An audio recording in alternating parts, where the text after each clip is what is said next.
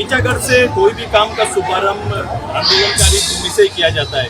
तो एक बड़ा आंदोलनकारी भूमि रहा है। ये क्षेत्र से पूरे आसपास में आंदोलन, झारखंड आंदोलन का बेस क्षेत्र रहा है। आज इसी जमीन से हमने इसकी शुरुआत की।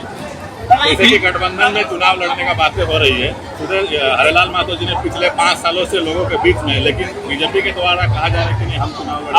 आप भूल जाओ, ये चीजें को भूल जाओ। हरिलाल जी आजसू के प्रत्याशी के रूप में आपके बीच आएंगे और एनडीए के प्रत्याशी के रूप में जीत के जाएंगे। एक चीज बताइए, ईचागढ़ विधानसभा टेप रहने के बावजूद विस्थापित हुआ। मैंने कहा उसका डिटेल है मेरे पास। मैंने कहा इस कहानी को पुनर्जीवित हमने किया है।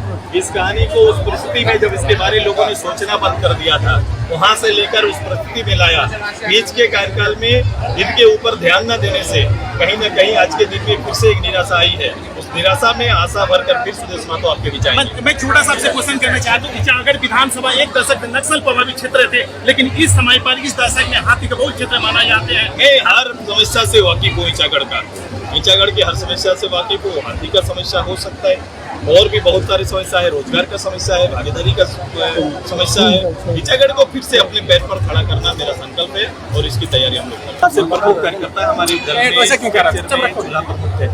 अब चूल्हा प्रमुख हमने जैसे प्रखंड में का भूमिका है, उसी तरह चूल्हा प्रमुख की भूमिका सबसे महत्वपूर्ण है। मेरे सबसे महत्वपूर्ण कैडर है और इस कैडर में हमने महिला और पुरुष दोनों का समान भागीदारी रहती है। और ये हमने इंडिविजुअल परिवार के ऊपर हम लोग ने प्लान किया है कि हर परिवार का एक प्लान होता है और हर परिवार की एक आवश्यकता होती है। कभी कभी हम लोग अगर किसी मंच पे खड़ा होकर किसी योजना का या संगठन की चर्चा करते हैं तो मंच वाले लोग हमेशा छूट जाते हैं। तो मैंने ग्रास लेवल में पार्टी को मजबूत करने के लिए, और केवल पार्टी मजबूत नहीं करने के लिए बल्कि हर परिवार को संकल्पित रूप से हमारे सेवा का अंग बनाने के लिए, हर परिवार की वास्तविक हालात का एक डाटा तैयार करने के साथ उसे फुलफिल करने की तैयारी हमारी रहती है।